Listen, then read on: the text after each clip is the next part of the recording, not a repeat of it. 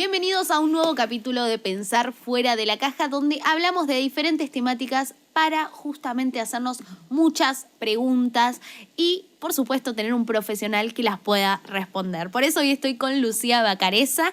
Ella es psicóloga, especialista en ansiedad y trastornos de la conducta alimentaria. ¿Cómo estás, Lu? Hola, Cami. Bueno, gracias por invitarme y un lujo estar acá con vos de nuevo. ¡Ay, sí! Y físicamente, porque nos habíamos visto, pero por vivo de Instagram, otra cosa. Somos de la generación de la pandemia. Sí, totalmente. Lo que quedó de la pandemia, pero ahora estamos acá. Y por supuesto, en su momento hicimos una charla, una entrevista que tenía que ver con ansiedad y hoy estás acá con más tiempo para hablar de ansiedad.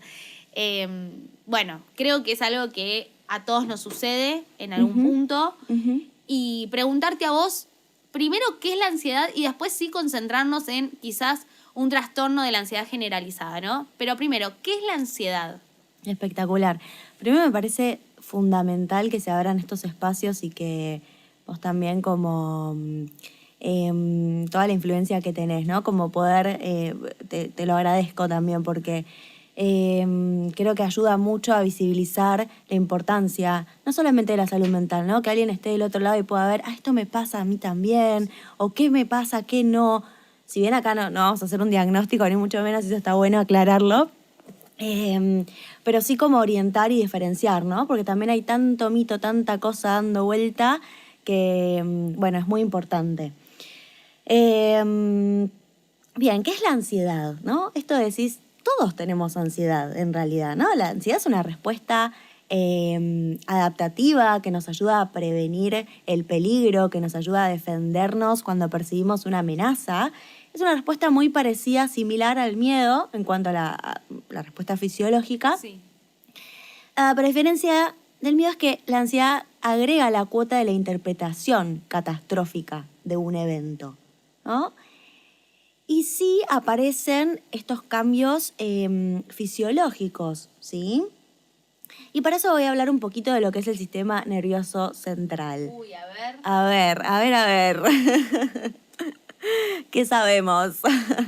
Bueno, nosotros tenemos dos ramas. Tenemos la rama parasimpática y tenemos la rama simpática. Ok. Bueno, la rama parasimpática se activa cuando estamos en ese estado de relajación, de reposo, cuando no estamos en peligro, cuando no hay que huir, cuando estamos tranquilos. Ponele ahora. Ahora estamos re tranqui. Bueno, no sé vos. Yo estoy re tranqui, no sé vos. Bueno, bien, está activada. Yo estoy en mi rama parasimpática está activadísima. Muy bien. Bueno, y después tenemos lo que es la rama simpática, que por el contrario se activa cuando hay percepción de amenaza, de peligro, y hay dos cosas que son fundamentales entender. Una es que se activa el sistema circulatorio y el respiratorio. ¿Qué quiere decir esto? Que hay palpitaciones, ¿no? El corazón empieza a aumentar su frecuencia cardíaca, por eso se viven estas palpitaciones. ¿Por qué? Porque tengo que tener más energía si tengo que prepararme para luchar o huir, ¿no? Claro. Es como cuando corremos. Cuando corremos, ¿qué pasa? El corazón se acelera porque necesito más energía que al contrario estar en un estado de basal. Y el pulmón aumenta su capacidad respiratoria. Sí. Y se vive esa sensación como de ahogo, ¿no? Eso pasa cuando percibimos amenaza, peligro, que, bueno, como dije, lo regula el sistema simpático. Entonces, percibo peligro. Interpretación catastrófica, mi sistema simpático se activa, ¿ok? Sí. Esa es la respuesta fisiológica, que es muy similar al miedo. Hasta ahí, todo... O sea, todo normal, por así decirlo. Tal cual. Nos pasa a todos. Nos pasa a todos. Todo ser humano le pasa. Ok. Después, obviamente, la ansiedad tiene otras respuestas, ¿no? Está la respuesta comportamental, que tiene que ver con la lucha, la huida o el congelamiento, el frizarse. Y también hay a veces conductas de seguridad, como la evitación, la rumiación, la anticipación, el control, el famoso control. Y control nos referimos a control de cualquier cosa, o sea, control de uno mismo o control también de los demás o de, no sé, cosas en mi casa, todo eso, ¿no? Con control me refiero a lo que estoy interpretando. O sea, uno puede querer controlar un montón de cosas, Sí. ¿no? Pero asociado a la ansiedad con lo que estoy interpretando como catastrófico, vamos a poner un ejemplo para que se entienda. Sí. Tengo miedo a quedarme sin trabajo, ¿no? Porque hay una situación que me está activando y tal vez en los hechos no me voy a quedar sin trabajo, ¿no? Pero mi miedo es quedarme sin trabajo. Entonces, ¿qué voy a controlar? Voy a querer hacer todo para no quedarme sin trabajo, ¿no? Esa es, por ejemplo, una respuesta, una medida de seguridad. Ok, tipo, ¿Sí? no sé, por más de que tenga trabajo y está todo bien, empiezo a mandar CV por las dudas. Tal cual, sin ninguna evidencia actual, ¿no? Opa. Estamos en el horno acá. Tal cual. Bueno, puede suceder con un montón de cosas. Este es un ejemplo muy cotidiano y muy sin ninguna cuota. Pero bueno, y después también tenemos lo que son las respuestas cognitivas, que ahí está la cuestión, ¿no? Ahí está el laburito. Sí. Ahí está la percepción, ¿no?, del peligro, pero el tema es la interpretación catastrófica. Y no solo la interpretación catastrófica, que es como la mente se va al peor escenario, ¿no? Al peor, al peor. Eso es una interpretación catastrófica. Pensar en lo peor, ¿sí? ¿Qué puede pasar? Y también la percepción de no poder afrontar, de no contar con los recursos, eso es clave, para afrontar si pasa esa amenaza percibida, ¿sí? Sí. Entonces, esto es lo que pasa a nivel cognitivo, como respuesta cognitiva. Interpretación catastrófica y, por el otro lado, percepción de falta de recursos para lidiar con eso, ese problema o eso que craneé y que me imaginé. Sí. ¿Sí? Bien. Hasta ahora todo A todos nos pasa. a todos nos pasa. No quiero decir normal, porque no existe lo normal o no, Exactamente, muy bien. pero a todos nos pasa, frecuente. Y si no te pasa, o sea, vamos a hablar de un general. A todos les pasa. Pero, ¿qué pasa si no te pasa? O sea, ¿qué condición tenés? ¿Sos un psicópata? No sé. Qué buena pregunta, me encanta. Me encanta. Yo supongo que, a ver, en general le pasa, pero debe haber gente que no siente miedo, capaz, o no siente ansiedad. Exacto, sí. Hay casos, sí, que suceden donde por ahí... o sea, la ansiedad y el miedo se siente... todas las personas lo sentimos, Ok. son emociones. El miedo es una emoción básica. La ansiedad no es o sea, es una emoción compleja, no es una emoción básica, ¿no? Ahora, de paso, que está intensamente... Sí, que en agregó auge. la emoción de ansiedad. No es una emoción básica, es una emoción compleja que puede reunir varias emociones. Pero Bien. bueno, eso es otro tema aparte. No, te digo que tenemos- aparte. Bien. Entonces, todos lo sentimos. Es verdad que hay diferencias en las personas. Hay personas que son más reactivas, que tienen una sensibilidad más al miedo, se activan más fácilmente. ¿Por qué? Porque lo que regula en el cerebro a la activación es la amígdala, que es la parte que regula las emociones. Entonces, imagínate, hay personas que se les salta la chapita más fácil y hay otras que no tanto, ¿no? La persona que se le salta más rápido es más sensible al miedo. Entonces, es una persona más temerosa, ¿no? Bien. Pero hay otras que por ahí no. Y bueno, y ahí lo ves en las diferencias de personalidades. Claro, ok. Bueno, y ahora sí, yéndonos más a lo patológico, si Tal está cual. bien dicho. Cuando estamos hablando de que hay una persona que quizás ya está enferma por su ansiedad o tiene un trastorno mental por su ansiedad, que se llama trastorno de la ansiedad generalizada, ¿está bien? Mm. ¿O hay diferentes? Hay diferentes. Ah, Dentro bien. de la ansiedad, ¿sí? Hay diferentes diagnósticos, tipos, ¿no? Y que la diferencia, o sea, cuando los psicólogos hacemos y psiquiatras un diagnóstico diferencial, la diferencia está en el temor, a qué le temen, ¿no? Porque estamos diciendo que la ansiedad en general es la interpretación catastrófica y la desregulación de un cierto miedo. Dependiendo a qué le temo, va a ser el tipo de ansiedad. Por ejemplo, el trastorno de ansiedad generalizada tiene que ver con un temor una preocupación excesiva y constante por varias cosas de la vida cotidiana. ¿No? Ok. No es algo puntual. Ok. A diferencia, por ejemplo, del trastorno de pánico, que las personas que padecen un trastorno de pánico, el miedo ¿a qué es? A las sensaciones físicas, a volver a vivir lo que se vivió, las sensaciones físicas de haber tenido un ataque de pánico, de la última vez o las veces que tuvieron. ¿No? Por ejemplo, la ansiedad social, la persona que le teme a la mirada del otro, sociabilizar. Ok. claro, a la mirada del otro, que es distinto a, en general, a preocuparse excesivamente por cuestiones generales, ¿no? Pero que igualmente es muy interesante tu pregunta porque no siempre se da un trastorno de ansiedad generalizada, ¿no? ¿Cuándo arranca el trastorno? La clave está en ver, o sea, cuando la ansiedad alcanza niveles muy elevados, ¿no? Y que la persona empieza a perder funcionalidad con las cosas de la vida cotidiana, ¿no? Entonces deja de ir a entrenar, deja de ir a trabajar, deja de juntarse con sus amigos, deja de ir a la cancha, deja de hacer cosas que son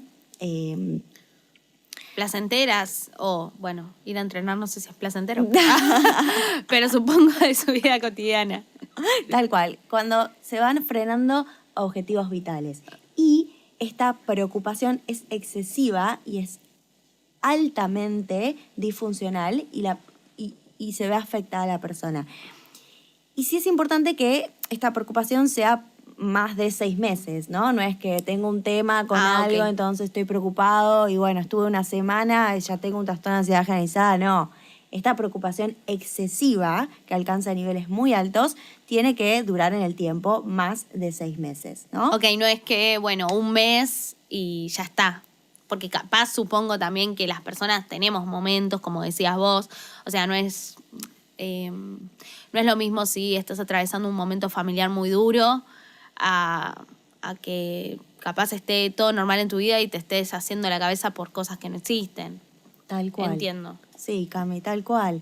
Preocuparse no es que es disfuncional, ¿no? Todos nos preocupamos, todos podemos rumiar mucho, cranear mucho con algún tema porque puede estar en los hechos. El tema es cuando ese hecho le dimos rienda suelta al caballo y se fue para adelante y son cosas del futuro que ni siquiera pasan, ¿no? O van a pasar, o probablemente no sabemos si van a pasar, pero nos perdemos pensando en y si pasa, y sí. y el peor escenario, ¿no? Tal. Y con esto que decís, a mí me pasa mucho de querer vivir como el día a día, ¿no? Como para no preocuparme por lo que viene, digo, bueno, vivo el día a día. Pero a la vez, también, es como que digo, che, pero no estoy proyectando tampoco. Entonces, como que esto de cuando uno proyecta, digo, está haciéndolo de una manera ansiosa o, viste, cuando te dicen, no sé, no, porque de acá a 2 años yo quiero tener tal y tal cosa. Y vos decís, bueno, qué bien, pero bancala porque capaz la frustración es muy grande si eso no llega. No sé si se entiende la pregunta o a lo que voy. Por supuesto. Digo, ¿qué tan bien está vivir el día a día, pero a la vez, qué tan mal está capaz no pensar un poquito en como que hay algún punto medio, no sé? Me encanta la pregunta porque ahí está como la diferencia, ¿no? Esto que decimos, al final a la ansiedad la necesitamos. Claro. No necesitamos estar preocupados excesivamente y pasándola muy mal y teniendo hasta incluso determinados síntomas que eso genera, la preocupación constante. Pero sí la necesitamos, yo siempre digo, sin ansiedad no habría edificios, no estaríamos acá, no habría carreras, no habría profesionales, no podríamos organizar el fin de... Claro, totalmente. No podríamos anticiparnos a las cosas, ¿no? Entonces, sí, la necesitamos, ¿no? Porque me ayuda a prepararme y a anticiparme y bueno. y adelantarme. El tema es cuando vivimos como en un mundo donde todo ya, donde se nos exige que lo que tenemos que hacer hoy era para ayer, ¿no? Y vivimos un poco medio en piloto automático, todo el tiempo exigidos por lo que tenemos que hacer y por la dale ya. velocidad también que amerita hoy en día la sociedad. La sociedad, tal cual. Y se exige y se valora y se refuerza, ¿no? Sí. Se refuerza. Lo vemos en los laburos, en las corpos, ¿no? ¿A qué costo la persona tiene? Siempre no paro de escuchar, ¿no? Gente que labura en corpo que está pasada, que labura los findes, que como no alcanza, ¿no? No alcanza. Entonces, sí es importante como tampoco el vivir solo vivo el día a día, porque está buenísimo. Y una de las grandes estrategias que se trabajan a través del mindfulness, por ejemplo, es volver a traer la mente al presente y centrarte en lo que tengo que hacer ahora, pero también necesito saber qué voy a comer mañana. Claro. También necesito saber si mañana salgo con mis amigas o no. Claro, sí, totalmente. ¿No? Como necesito saber o qué voy a hacer mañana a nivel laboral también. Necesito planificar. Entonces, lo importante es también tomarse las cosas despacio, ¿no? Como sé que tengo, en tu pregunta que era respecto a algo laboral, tengo este objetivo, pero voy a ir haciendo de a paso a pasito las cosas que me van llevando a eso, sí, ¿no? Porque si no después veo, se me viene a la imagen todo el tema de Instagram, ¿no? Cuando vemos resultados, vemos imágenes, vemos cosas de gente que logró esto y yo quiero esto, me frustro, no lo tengo, pero esperá. Bueno, eso es tremendo. Es tremendo y también justo ahora estaba leyendo el libro de Gabriel Rolón. Amo a Gabriel Rolón, lo amo. Y hablaba justamente de esto del éxito, de cómo una persona interpreta que el éxito es como la meta, ¿no? Y que en realidad el recorrido es como que no vale nada. Y a mí realmente me preocupa que la gente piense eso, porque hoy en día vemos tanta gente exitosa, porque no sabemos qué es el éxito para esa persona. Tal cual. Y la gente se compara y empieza a pensar en esto y vinculado con la ansiedad en, che, ¿qué onda? O sea, yo no estoy haciendo las cosas bien, pienso en el mañana pero no veo nada.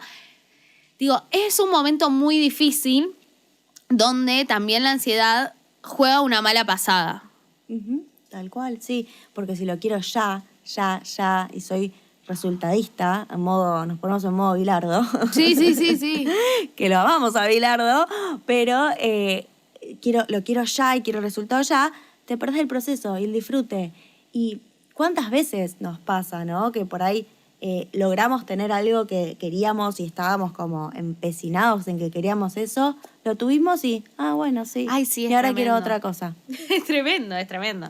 Y la vida no es eso, ¿no? Como... Bueno, hay un caso, Delphi, la nadadora que ganó una medalla, no sé si se acuerdan el apellido. Bueno, Delphi, no me acuerdo del apellido ahora, que decía esto, tipo, yo llegué, gané la medalla, me subí a la tarima y después de eso era la nada misma. O sea, listo, yo logré lo que quería, pero después, 2 segundos después, era como, era esto, era una medalla, nada más. Tal cual. Es más, lo que ella pasó para llegar a eso y lo que valoró todo ese proceso que el momento de la medalla. Tal cual. Pero creo que no hay mucha gente que pueda como interpretarlo eso. Uh-huh. Porque por lo que veo o por lo que siento en el día a día, hablando con personas, hay más gente preocupada por llegar a la medalla uh-huh. que por el camino que está recorriendo. Uh-huh. Delfina Pinatelo, ahí está. Ahí me lo dijo el productor Matías Mestres. Tal cual, muy bien. Tal cual. Y que en realidad todos somos Delfina. Todos fuimos y la realidad es poder tratar de que eso no nos pase cuando nos pase, ¿no? Centrarse en, yo sé que quiero este objetivo, pero voy a ir despacio y voy a disfrutar del camino y despacio, ¿no? Y cuando me agarra lo quiero ya o todavía no falta, las cosas tienen su tiempo y la cabeza va más rápido de lo que el tiempo necesita, ¿no? Para ir logrando cosas. Es como que digamos, quiero ser médico a los 20 años. Y bueno, y no poder. Y no, la verdad que no. Está bien, buenísimo que lo quieras, pero no. Bueno, y creo que nos falta un poco a nuestra generación, un poco de entender eso, un poco de tener paciencia, el proceso. La cabeza va muy rápido y creo que también el mundo digital, y siempre lo meto en las charlas, va demasiado rápido. Entonces hay un punto en que vos decís, bueno, yo tengo que ir a este ritmo y quizás no. Quizás no. Sí, tal cual. Y ahí está buenísimo poder saber que Instagram entendió todo, ¿no? Señor Instagram entendió todo por eso, porque te venden la imagen o el resultado y no vemos de procesos.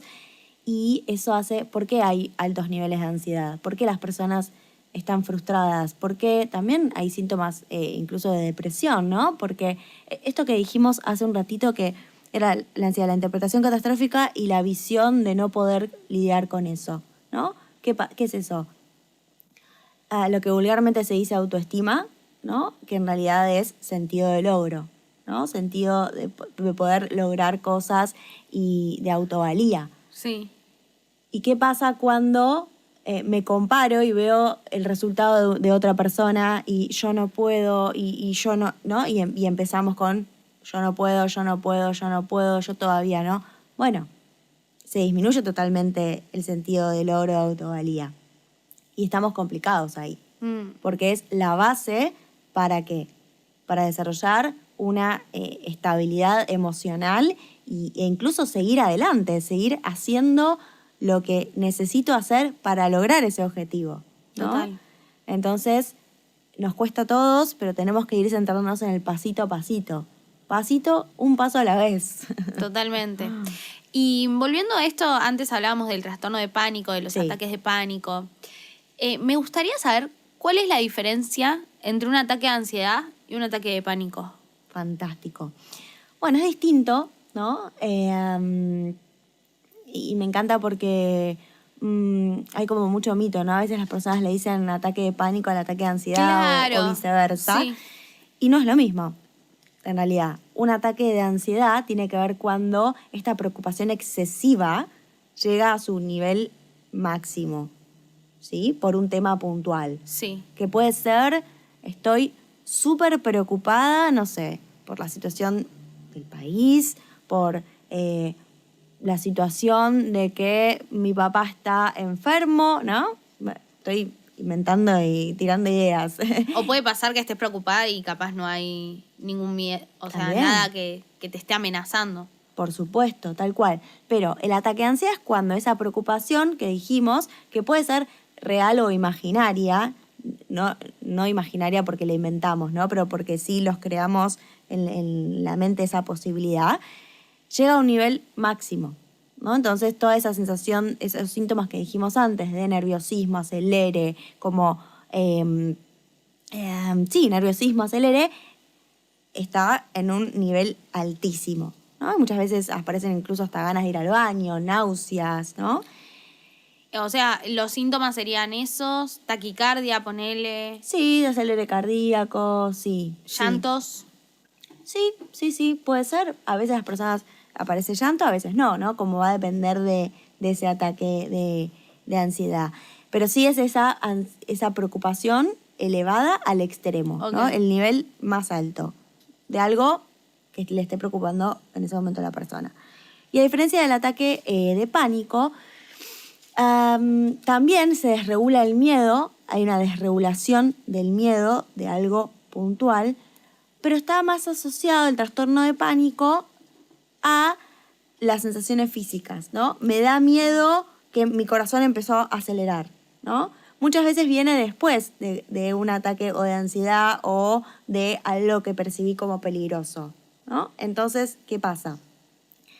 El corazón, ¿te acordás que dijimos que había varias cositas que pasaban? Que el corazón se aceleraba, que la respiración aumentaba su capacidad, el pulmón aumenta su capacidad pulmonar y eso se vive con sensaciones. Entonces, el corazón me empieza a latir más, tengo palpitaciones y aparece el miedo a tener un ataque cardíaco. ¿Qué pasa después? que la respiración sea más cortita, la vivo como ahogo. Entonces tengo miedo a quedarme sin aire y ahogarme, ¿no? Hay un leve retiro de la sangre del cerebro hacia los músculos de mayor movimiento, como piernas, brazos, para aumentar la movilidad. Y eso se vive como un mareo. Entonces la persona piensa, me voy a desmayar. Claro. ¿No? Bueno, a veces puede aparecer desrealización o despersonalización. ¿Qué es eso? Desrealización y despersonalización. Bien. Es un síntoma del ataque de pánico que no es tan frecuente, pero se ve y está y aparece. Es cuando sentimos que estamos, se siente estar fuera de sí, ¿no? O estar fuera de nosotros mismos, ¿sí? Por eso desrealización, despersonalización, fuera de nuestra realidad, fuera de nosotros, ¿no? Es como se siente de esa manera, sentir fuera de mí mismo, ¿sí? Esa es la sensación.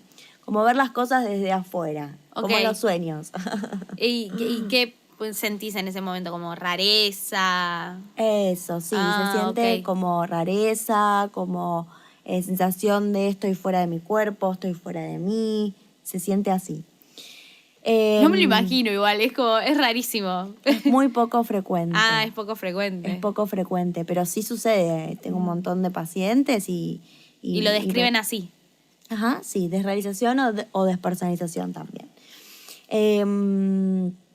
Bien, que igualmente es un mecanismo de defensa. ¿Por qué?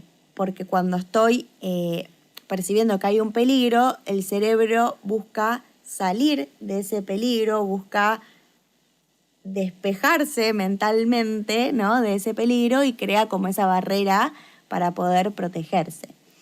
Pero bueno, no es nada agradable. Todas estas sensaciones no son agradables, ¿no? Y quería irme más por el lado de la ansiedad y por la gente que regula su ansiedad. No sé si está bien dicho, vos me dirás, sos la profesional. Por ejemplo, con el cigarrillo. Por ejemplo, estoy así como loco, activo, ya que hablas de trastornos alimentarios, me compro alguna comida chatarra y me la devoro en 5 minutos y me baja la ansiedad, el alcohol. Bueno, hay gente que creo que regula mucho su ansiedad con esto. Y cómo lo ves, si es así, si no, o si es parte de un síntoma de la ansiedad y en realidad no se regula nada. ¿Qué onda? Tal cual. Muy bien, me encanta la pregunta. Sí, estuviste bien, se regula la ansiedad. El tema es que hay conductas que atentan incluso contra nuestra calidad de vida o a veces hasta contra la vida, que no nos ayudan, ¿no? Y no porque esté bien o mal regular la ansiedad con el cigarrillo o con sustancias o con el consumo de alcohol o con la comida, ¿no? ¿Quién dice que está bien o mal, no? Si al fin y al cabo el objetivo es regular la ansiedad. El tema es que no termina siendo problemático porque, primero, que la ansiedad no se resuelve. Lo que me está activando la ansiedad, comiendo, tomando, fumando, no se resuelve. Disminuye la ansiedad en un periodo muy cortito. Claro. ¿No? Estoy ansioso, como en exceso, ok. Mi cerebro recibió dopamina, pensé en otra cosa por un momento, pero a los 5 minutos vuelvo a pensar, ¿no? Claro, volviste, sí, totalmente. Entonces no sirve, no funciona, no funciona. El alcohol lo mismo. Ok, te puede funcionar a corto plazo, pero después, y encima después empieza a aparecer, como la conducta se empieza a aprender, se empieza como a forjar, entonces después me vuelvo dependiente. Claro. Entonces cada vez que siento ansiedad necesito comer, tomar o fumar, ¿no? Entonces es más funcional poder aprender. O sea, vas a tener 2 problemas, no 1. Otro más. Claro. Tal cual. Entonces es mucho más funcional poder aprender a regular, ¿no? Hay un montón de estrategias, hay entrenamientos en la respiración, el mindfulness ayuda mucho, laburar también con los pensamientos catastróficos, ¿no? Volver a traer la mente al presente, Hay un montón de estrategias que mucho laburamos en los espacios terapéuticos, que son mucho más efectivas y a largo plazo, ¿no? Y que no afectan a la calidad de vida de la persona. Y no por esto digo que esté mal tomar alcohol, no por eso está mal comer algo rico, ¿no? Por supuesto que sí. Es parte de la vida, ¿no? Es parte... yo lo hago. Sí, obvio. No, y además también, obviamente, depende si uno abusa de eso o no, digo. Tal cual. Estamos hablando de otras cosas, pero está bueno esto de sí, como que te regula, es como que esa sensación de, bueno, estoy más tranquilo, pero claro, a los 5 minutos te aparece de vuelta la ansiedad, Tal cual, lo resolvés 5 minutos. Tal cual. Me fumo un pucho, bueno, me fumo el pucho, pero ¿por qué? Porque me logré sentar. ¿Qué tiene el pucho? No es que el pucho es contra la ansiedad, te sentaste, paraste. Claro. Paraste, un segundo, ¿no? Entonces, paro un segundo, pero me lo terminé y después, ¿qué pasó? Claro, total. Sigo. Lu, y ya para ir terminando, tengo un montón de preguntas, pero bueno, no nos va a dar el tiempo. Tendrá que haber una sesión Una parte 2. Estábamos hablando antes de que existe la posibilidad, eso dicen los expertos en tecnología o en inteligencia artificial, de que en algún momento la inteligencia artificial pueda reemplazar algunas profesiones. Entonces, me imagino esto de que en algún momento pueda reemplazar a los psicólogos, a los psiquiatras, a los profesionales de salud mental. Y quería saber tu opinión, ¿no? ¿Qué opinas primero de la herramienta de la inteligencia artificial? ¿Cómo se puede llevar a cabo en tu profesión? Y si existe esa posibilidad de reemplazar un psicólogo o una persona profesional por un robot o por un bot o un algoritmo, lo que quieras decir. Bien. La respuesta es no. Me quedo tranquila. ¿Y por si no, qué? no publico el podcast. Pensamos parecido. Ok, no. Por supuesto que no. Y es gravísimo pensar que sí. Es gravísimo. ¿Y por qué? Hay algo que el robot no tiene, ¿no? Que son, ¿qué? Las emociones. Sí. Que es la empatía. Que es un abrazo, ¿no? Contención. Que es contención. Está bien, el robot me puede decir, tengo este problema, problema de autoestima, tengo este problema, bueno, está bien, ok, te puede orientar, te puede dar una solución, A más B igual a C, pero jamás te va a dar un abrazo, jamás te va a contener, jamás te va a decir que lo que sentís es válido y no solamente por decirlo escrito, hacerlo sentir. Incluso con el cuerpo, ¿no? Jamás te va a entender. Y pensémoslo, pongámonos en ese lugar. Estamos abrumados, estamos con un quilombo en la cabeza porque estamos pensando en algo y por ahí estamos pasando un mal momento. ¿Qué vamos a buscar cuando pedimos ayuda? No, y alguien cercano, alguien de tu círculo. Que nos contengan, que nos ayuden, que nos orienten. Por supuesto, también necesitamos no solamente validación, también necesitamos saber qué tengo que hacer. Sí. Como orientado al cambio. Que ponele que el robot lo hace. Ponele. Sí, pero igual. ¿No? Pero hay otra parte humana, hay una parte del contacto que no está, que no tiene, ¿no? Y por eso pienso que no, jamás se va a poder reemplazar. Jamás. Hay otras cosas que sí, la inteligencia artificial va a poder reemplazar, sí, pero no lo humano. Incluso cada vez más volvemos a esto. ¿Qué pasó en la pandemia? Las personas estamos hartas de lo virtual, estamos podridos de la pantallita. Sí. ¿Qué necesitas? Juntarte, abrazarte, decirte qué lindo pantalón, decirte, ¿no? Como compartamos unas facturas, como necesitamos el contacto. Es una necesidad humana el contacto social. Y la respuesta es no, hasta que no somos robot. Si nosotros llegamos a ser robot en algún momento... Ay, por favor, no.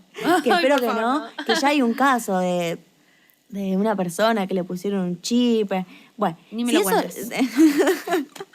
Si eso pasa, por ahí el robot con robot funciona muy bien. Pero el humano con un robot, no. No hay chance, no hay chance. Y todo lo que sea similar no le crean.